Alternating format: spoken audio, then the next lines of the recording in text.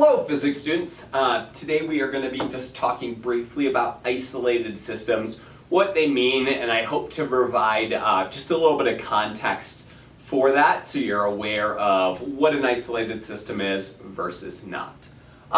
So it says momentum conservation applies to objects in isolated systems, meaning without interaction from outside forces. So forces such as anything outside of the system. And so a system and objects, if I have two objects and they are colliding, one will exert a force this way and one will exert a force this way. During the collision, for an object to experience momentum conservation, there can't be any interactions from forces outside the system. And so, forces like gravity and things like that always are applied. But depending on the situation, gravity will or will not affect the momentum conservation a whole lot. And I'll explain a little bit in the video, but essentially we're just talking about the objects interacting and the forces just between those objects. Any forces coming in or out, if there's extra pushing or pulling on it, momentum will not be conserved. So let's look at another example of Jack and Jill. They each have $100. Again, they're going to do the same transaction in the last video. Purchasing Physics Pony for $50. No one can buy Physics Pony from me. So they have a total of $200 before the transaction. However, as they're transacting, a thief runs in, steals $20 from them out of their total, and they are now $20 shorter. Oh gosh, that's a bummer. That thief just took it, ran away, and now afterwards, let's say Jill is at 140 and Jack is at, 140, 60, 40. That's math right there.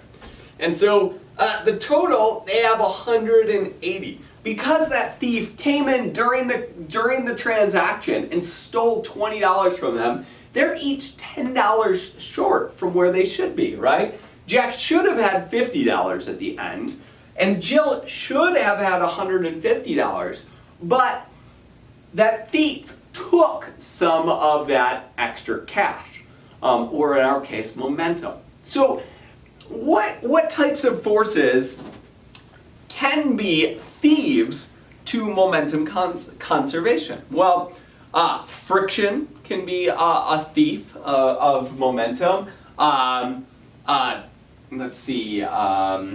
resistance can be a thief of momentum. We can also put, some momentum into a system by applying a force. If during a collision, I added some extra force, we could have an increase in our momentum of a particular object. So momentum conservation only applies to objects in isolated systems. Well, you might be thinking, Mr. Magaliuk, that's ridiculous. Like there's friction, there's air resistance and everything. Well, you're right. But let's illustrate. If we have two cars colliding, right? Maybe the force that each car experiences is 100,000 newtons that each car experiences.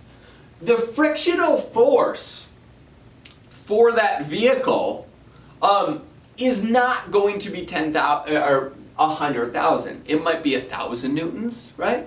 And that collision happens for a very, very short amount of time.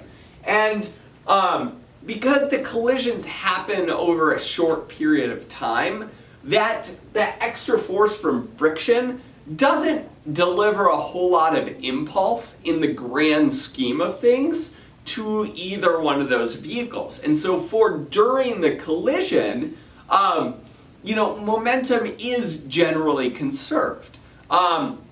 Same thing with billiards balls, like pool balls on a table. If you were to analyze the momentum before and after a billiards ball collision, the force of friction, of rolling friction on those billiards balls is very, very small. And so you would actually see a pretty accurate representation of momentum conservation. So again, if this is, hopefully you generally understand what an isolated system is. I'd encourage you to go to thephysicsclassroom.com and read through if you're curious to learn a little bit more about isolated systems and some of the math behind it that I don't want to get into in this video. You can kind of read a little bit more, and that's in lesson 2 of the momentum conservation. Anyways, I just wanted to bring your awareness to isolated systems, so when you see that word, you at least have a better context and understanding for what an isolated system is. Thank you all for watching, and have a wonderful rest of your day.